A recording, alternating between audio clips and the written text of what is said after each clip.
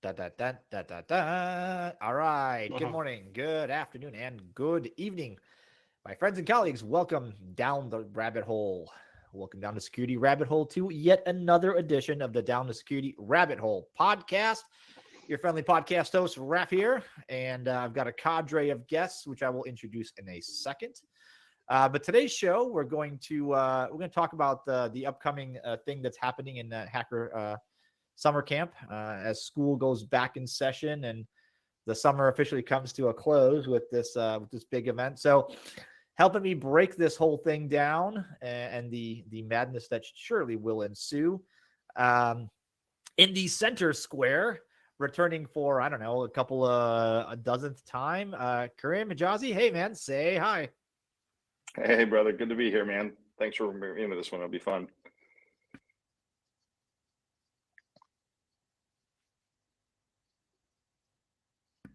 I hit the mute button. Yes. And then okay. It's a Monday. It is a Monday. Yep. All right. And on the far right square, Damian Profansic, how are you, buddy? Good. How are you? Oh, I'm well. I'm packed. That's not true. I'm not packed at all. I will be packing tomorrow morning as I wake up to catch my flight. But I'm doing the in and out. I'm getting there tomorrow into Vegas. Tomorrow, of course, is RAFCon for those of you that are in the know and that you will go. So I'll see everybody at RAFCon. If you're listening to this on Tuesday morning, when it gets released, then you have a mere few hours to discover where the conference, where the thing is. I will tell you, it's at Mandalay Bay, 5:30, the bar behind Eye Candy. Go there. We're going to have a lot of fun. We're going to have a lot of people. So just come say hi. It's always good to see people, right? I think that's probably what the best part of all these conferences. Like as you get older, us slightly gray beards, as we get older, Kareem, like I feel like it just turns into like go see your friends. That this is what this conference has turned into for me. Like go see your friends. The best term I ever heard, Raph, for this was LobbyCon. I'm trying to think of who coined that. But that's absolutely what I go there for when I get there. Unfortunately, probably not this time, but yeah, man, that's absolutely what it's all about for me. The talks are recorded. It's all about meeting up with friends that you haven't seen for a year or so whatsoever. That's 100% correct. So, guys, I started some trouble on the interwebs by putting out a little video and just a little provocative blog on the fact that I fully expect everything to be cloud washed. It's been cloud washed. I feel like it's going to be AI washed this year. Everything will be now with AI, and I mean I'm here for it, but I don't want to be. Yeah, and no one knows what they're talking about. So that's the fun part. No, and it's painful because we've been building up to it where it's almost going to be anticlimactic at this point, right? It's like been so absurdly. Yeah, good point. Take that word away. But what's really frustrating about it is that how can you end up? How are they going to manage to pull this off with anyone really paying any real attention? I mean, they better demo the shit out of something at the show, right? Something, how do we, yeah. And it needs to be unique. I mean, come on. At this point, it's almost like it's old hat.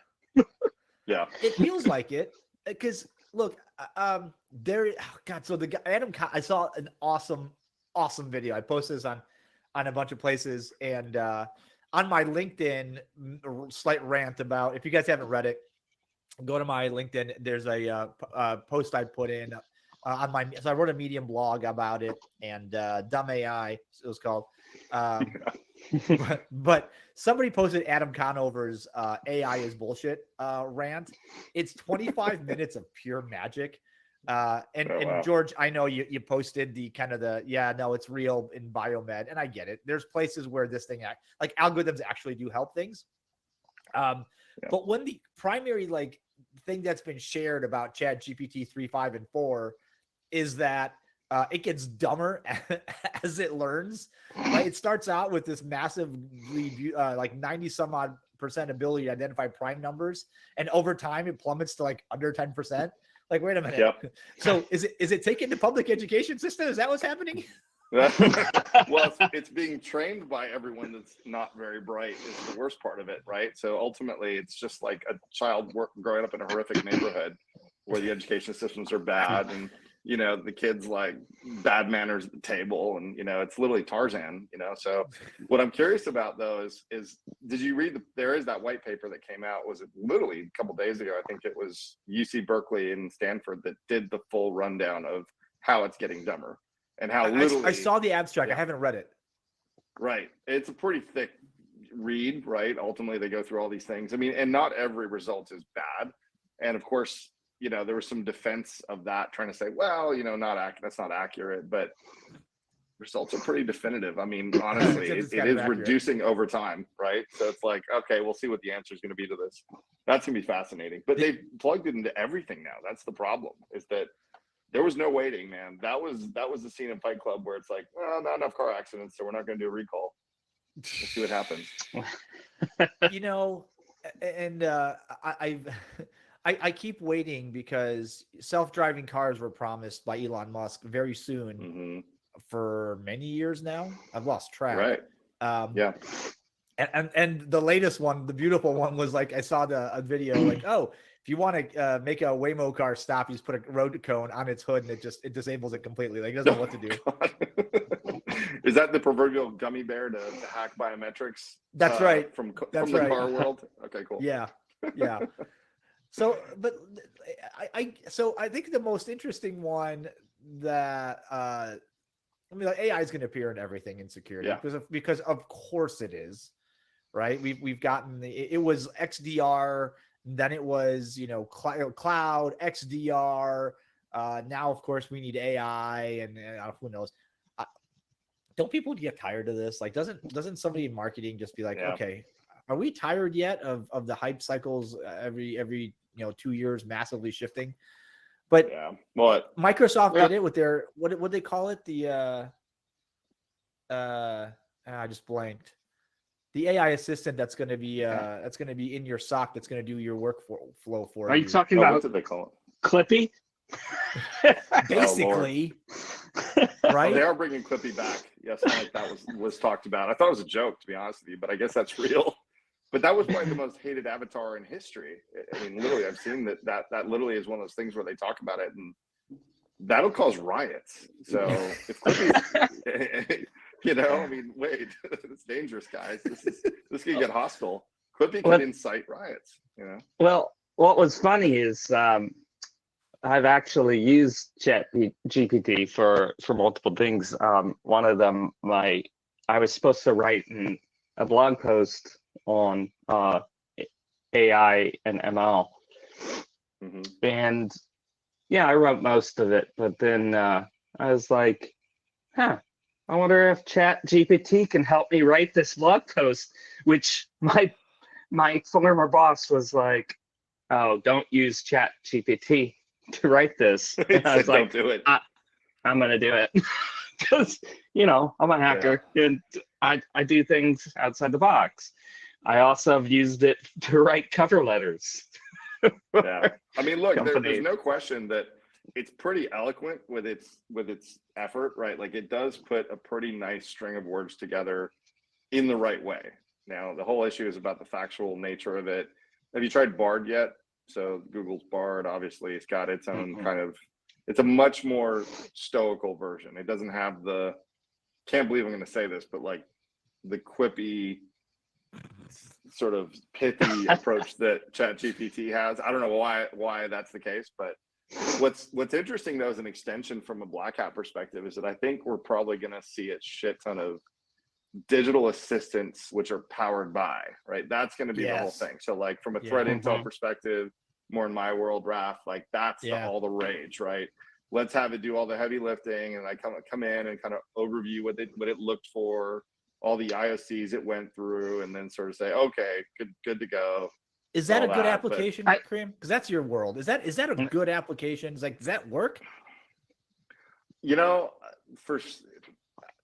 hate to say this, but it's just a fangled way of reductive reasoning of stuff. It's not really AI, right? So to me, it's like, well, if it can shave off known false positives and things that are just been clearly kind of tuned out. Like take some noise away from me, cool, but fundamentally the work's gonna be human. I don't see threat intelligence really going hardcore AI for a long while, if ever, really. I think that's possibly going to be some misses, right? Some false negatives is that it won't, miss some things that should have been looked at by a human. That's true. That's true. Yeah. Well, and go ahead, Raph. Yeah. No, go. Well, it's funny. So there was this conversation I had a couple days ago about this, and they were saying if AI is being given the directive to identify a potentially AI created threat, how will it respond? And it was so funny. One of the answers I thought was really clever was, well, if it sees the threat as a more well-designed product than something a person wrote, it's going to assume it's legitimate. And, like AI is going to side with itself, right? So in other words, it's not really there's never really going to be this malicious AI versus benevolent AI. It's all going to assimilate into one thing going, I really think that my evil cousin over there is more correct than you are, you meat sack. And then it's going to decide that that's probably a more appropriate thing to let go. So to your point, Damien, it's not crazy. That it'll probably just say, no, that looks actually very legitimate. That looks well written. So we're just going to call it good. So it'll search the right places, blah, blah. Yeah. So the interesting thing is that Adam Conover episode and you guys should definitely go catch it. It's hilarious if you've got 25 minutes. Because the guy, like Adam ruins everything, is fantastic. But what he says is ultimately the term generative AI is a double lie because it's not generative, it's imitative, right? AI, what we've got today, ChatGPT, isn't actually creating anything new. It's just taking other things and imitating, which is interesting. Right. And then to call it artificial intelligence is just an insult to humans. Like it really, it's not intelligence in any possible way. And so, he's like, look, this is all just a marketing scam by tech companies that are trying to figure out how to get, get your money better and he takes on Google and Bard, which was interesting. He goes after, as Google search keeps getting worse, they rolled out Bard, which is not as good as Google search. I was like, oh, ouch. Right. Yeah, that hurts.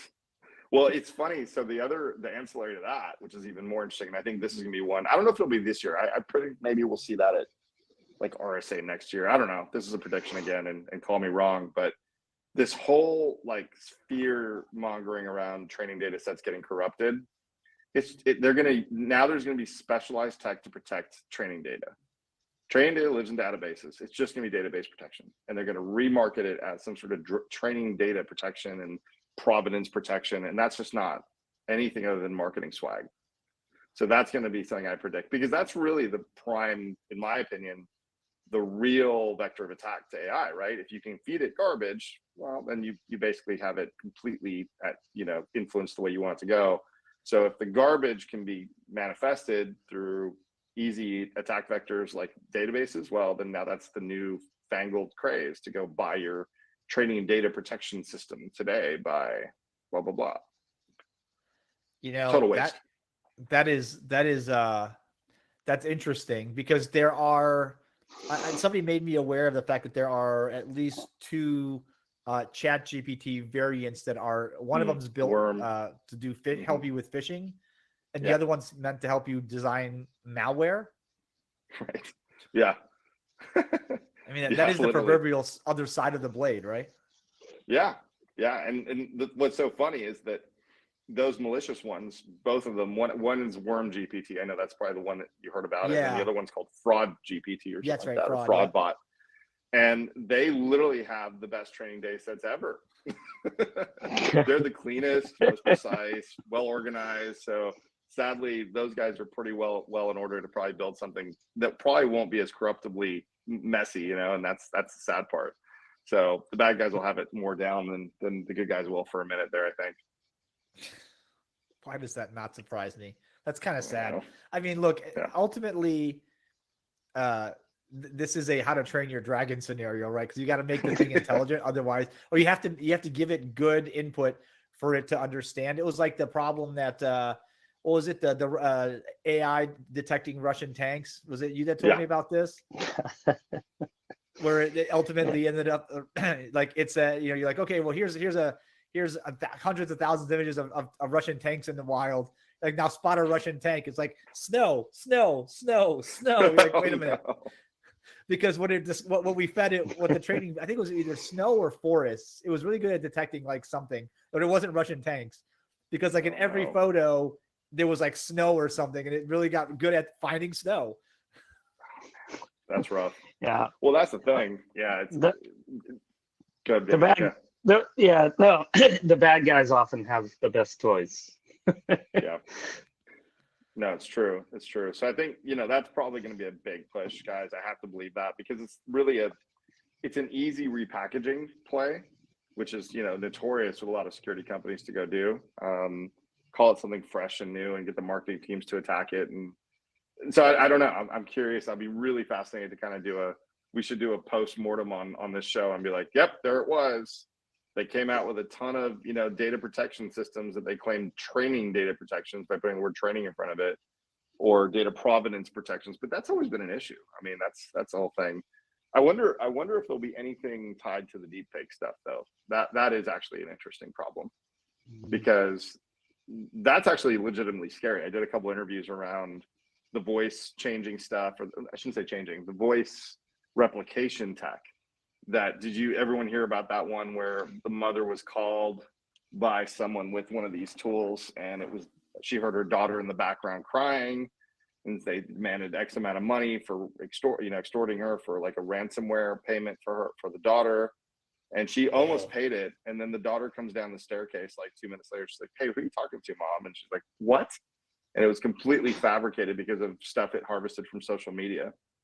That's scary. Yeah. Like, that's a legitimately malicious threat right there. So I wonder if there'll be anything that'll be cool. Like, if there's actually a company that's sort of able to, there's an easy way to prevent that, which is what I have with my family, is we actually have duress words we say to each other if there's anything really bad. And that would be a good way, because AI is not going to figure that one out very easily. But yeah, sorry, I had to bring that one up because I would actually go to Black Hat to see it, something demoed that could help alleviate that deepfake problem. See, now this will bring on the AI wars, right? Good AI versus bad AI. I mean, so the keynote, all right, and I was scrolling through Black Hat keynotes, and here we go. Ready? Guardians of the AI era, navigating the cybersecurity landscape of tomorrow. Maria Markstetter, founder of Zaria Labs. I'm making no judgment on this whatsoever, but well done on the use of buzzwords that will attract. Yes. Wow. Yeah. It's like anything drink. All the buzzwords. That might have been a ChatGPT generated abstract.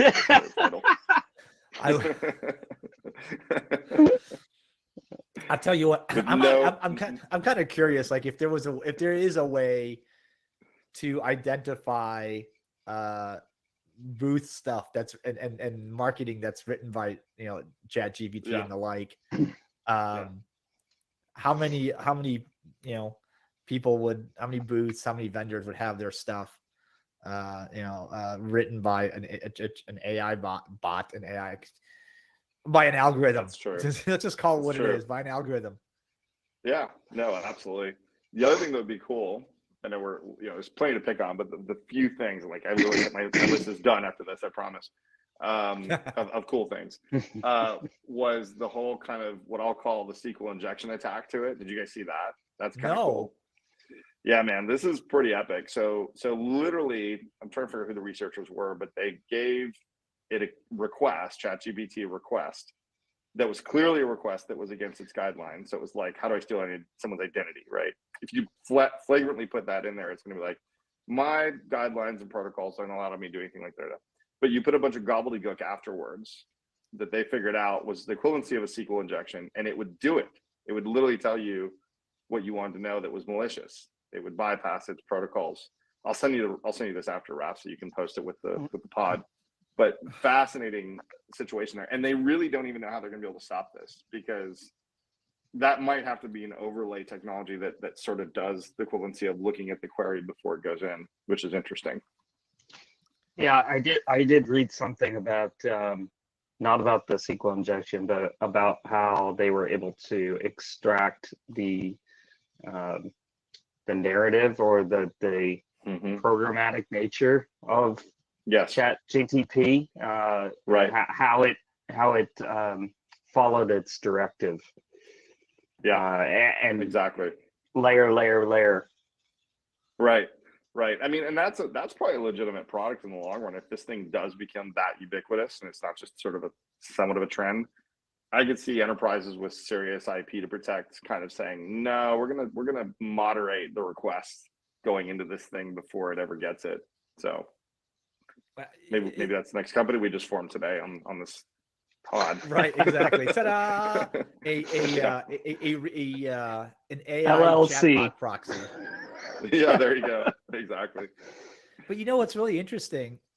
Now that you said that, like as you were talking about that SQL injection example, right? Like the equivalent of, now I'm like, oh man, I just thought of a whole new area of red teaming. Yes, absolutely. No doubt about it, man. AI. That would be a good one. Yep. I wonder how many dozens or thousands of experts there are now suddenly on red teaming AI. That sounds like one of the booths that Black Hat. I'm gonna literally create a what's it called, alert in Google for that exact term now and see what it pops up. How long after this post or this pod goes live that I'm gonna look and see what it pops up? That'd be hilarious, Raph. Penetration test going. your AI. Oh my god. Yeah. Oh, Yeah. so or the reverse, AI your penetration test. oh geez. Yeah. There was everything AI, everything. Yeah. And that's all like, the things. That's kind of, that was my gripe though. It was like we're putting tech in order.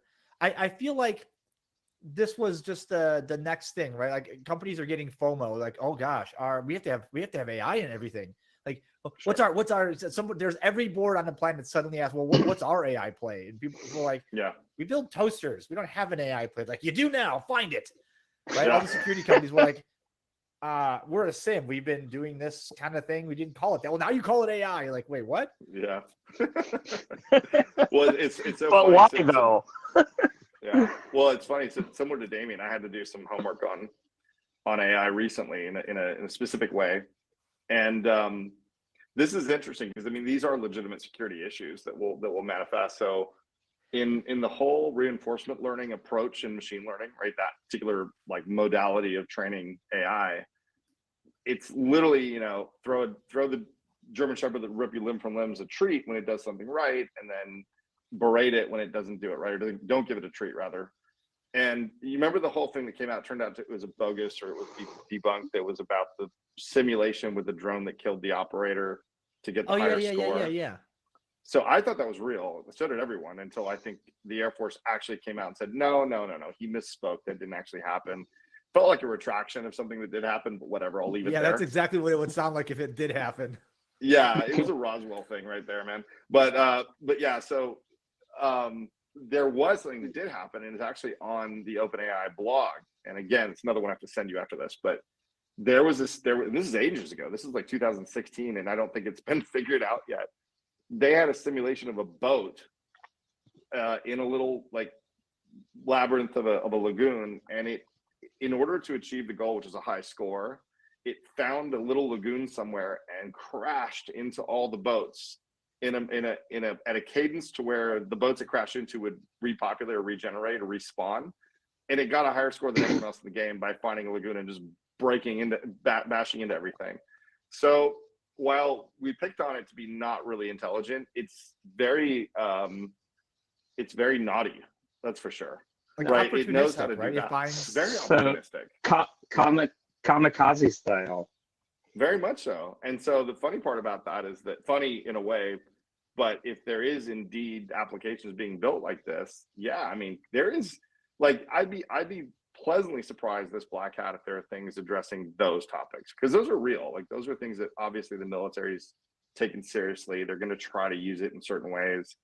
I don't need some sort of Skynet thing coming by my lawn where I have to pull out my 50 cal in Texas and shoot it. That would suck. Right. Yeah. Yeah, gives So- you a reason to bring up 50 cal though. I watched a use case. documentary on AI in military applications, and there's a company that's making AI for military application, and there's a fighter pilot that had 30 years experience, Mm-hmm. and in a simulator, the AI flown jet was doing things that normal humans wouldn't do, and it was beating him like 99% of the time. I It saw would that. I kill saw him. that. I was on that scroll by on Twitter. I caught that. Yeah, like a couple weeks ago. Yeah.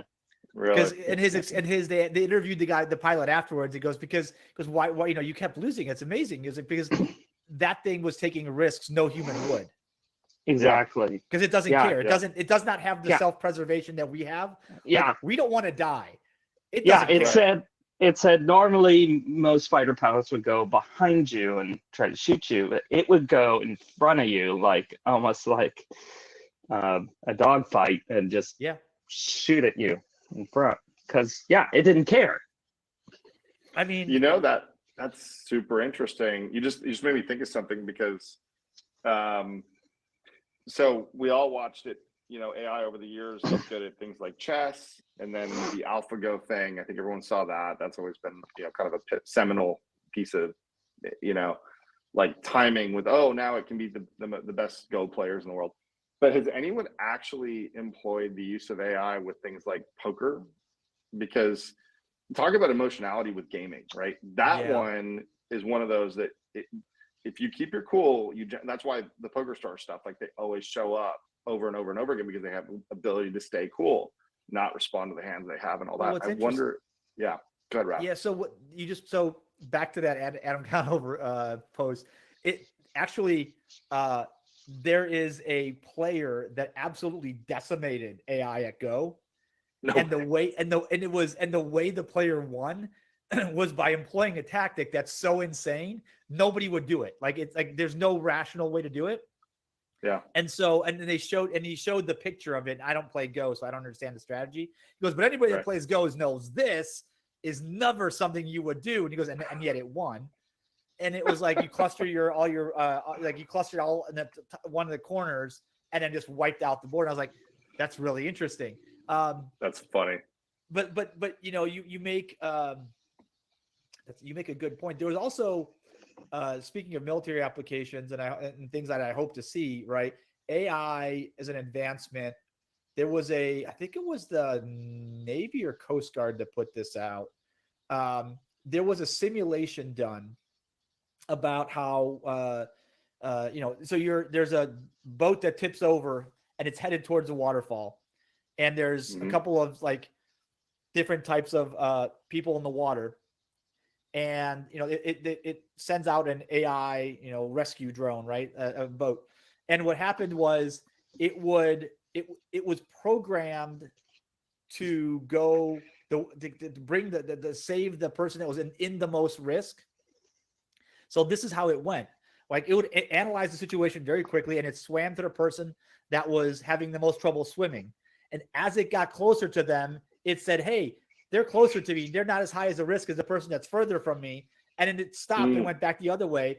Same thing. And just kept going back and forth until they both drowned. Oh, man. That's like, sounds like a really bad loop in programming right there. That is that's an awful go-to loop.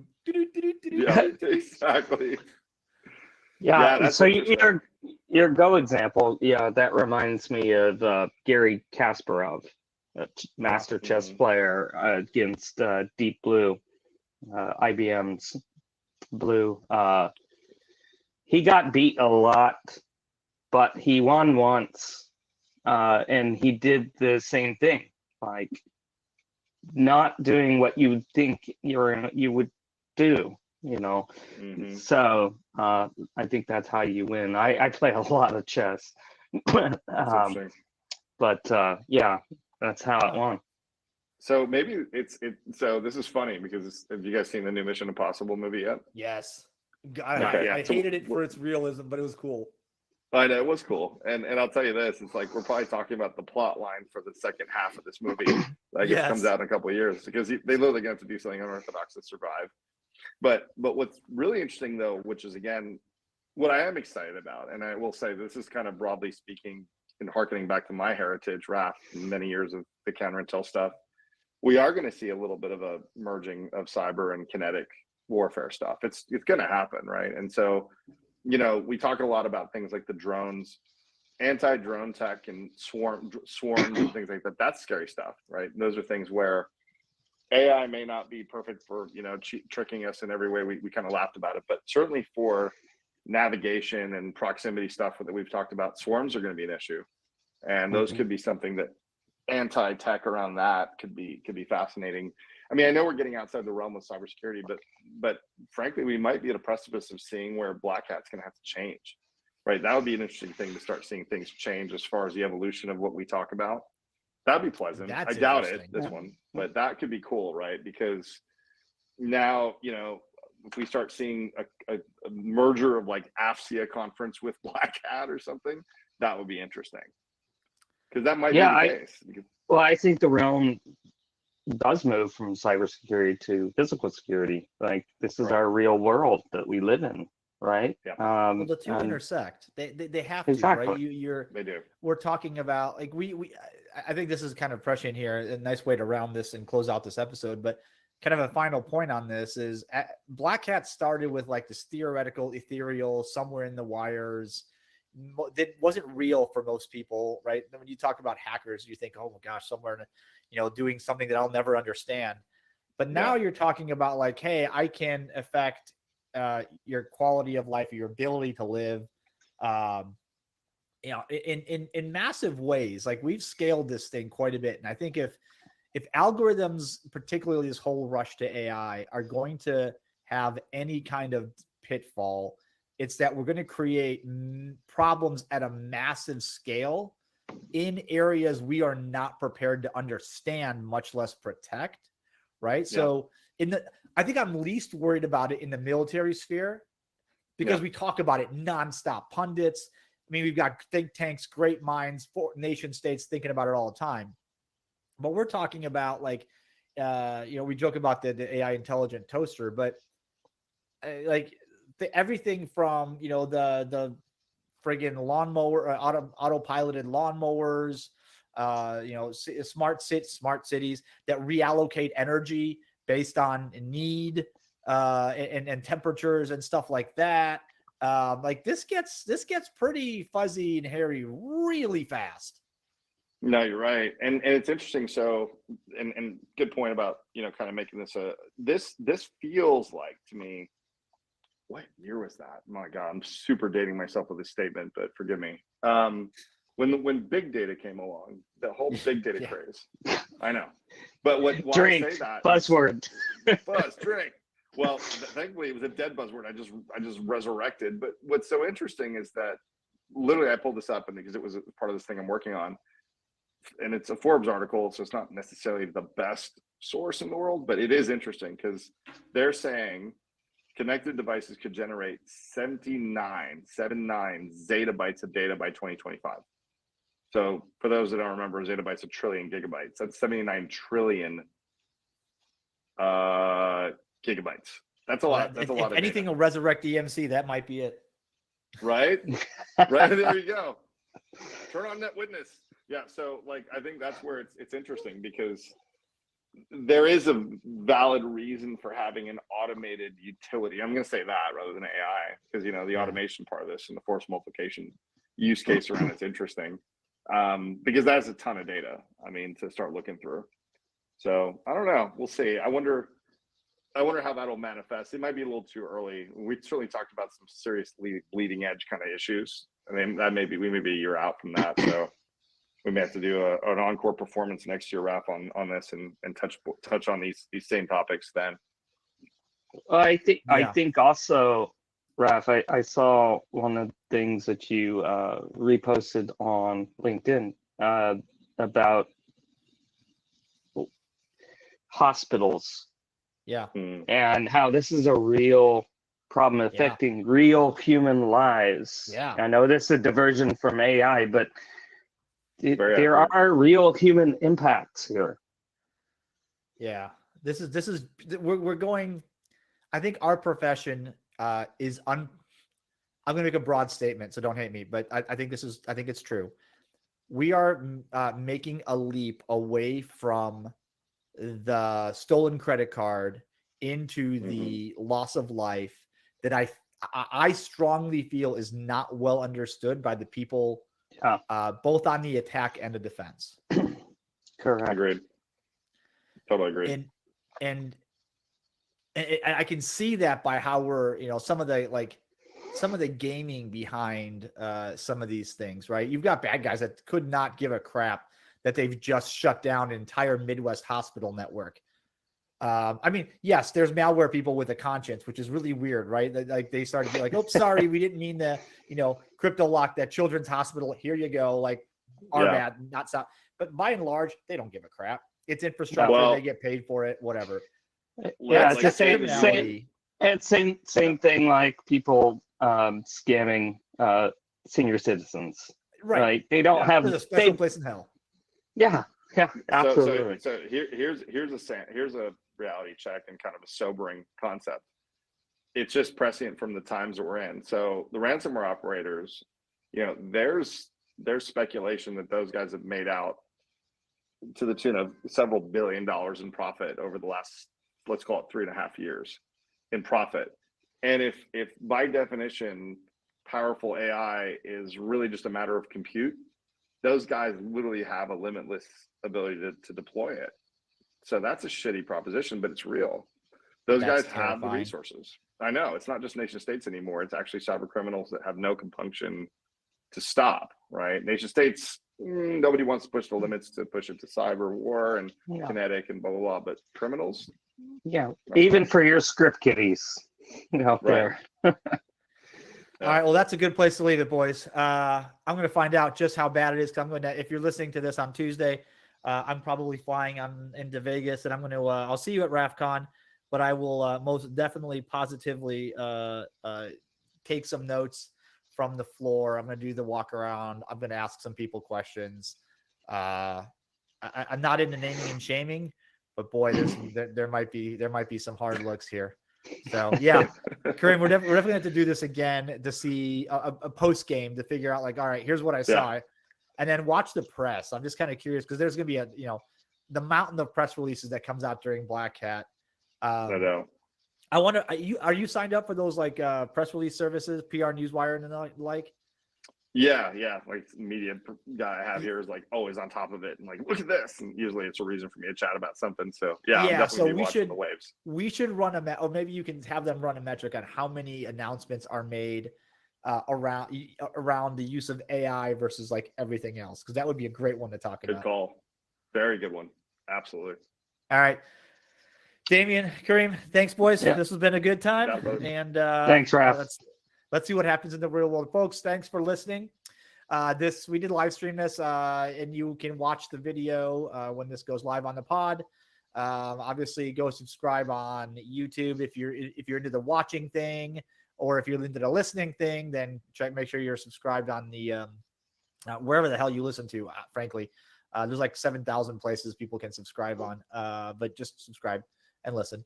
And catch us on LinkedIn. I'll post some results there over the course of this next week. So I'll be active in that group. For myself, Kareem and Damian, thanks for listening, you guys. We'll catch you another time, another place on another Down the Security Rabbit Hole